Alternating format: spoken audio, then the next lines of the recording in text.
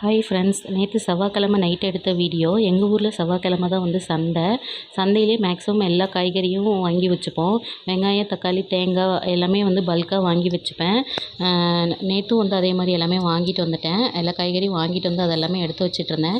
இது வந்து பூனத்தலை கத்திரிக்காய். இது வந்து குழம்புக்கு வந்து டேஸ்ட்டாக இருக்கும். இதுக்கு பின்னாடி ஒரு குட்டி கதை இருக்குது. அது என்னென்னா, எனக்கு கல்யாணம் ஆன புதுசில் இவ்வளோ பெரிய சைஸ் வந்து கத்திரிக்காய் நான் பார்த்ததில்ல எங்கள் ஊர்லலாம். இது வந்து சொரக்கான்னு நான் நினச்சிக்கிட்டேன். என் ஹஸ்பண்ட் கிட்ட வந்து சொரக்காய் என்ன இவ்வளோ சின்னதாக இருக்குது அப்படின்னு சொல்லி கேட்டேன். அவர் திரும்பி என்னை பார்த்துட்டு, உண்மையாகவே உனக்கு சமைக்க தெரியுமா அப்படின்னு சொல்லி கேட்டார். ஏன் அப்படி கேட்குறீங்க அப்படின்னா, இல்லை இது வந்து கத்திரிக்காய், இதுவே நீ வந்து சொரக்கான்னு சொல்கிற, அப்புறம் எப்படி நீ சமையல்லாம் பண்ணுவ அப்படின்னு சொல்லி கேட்டார். இப்போ நினச்சா சிரிப்பு தான் வருது.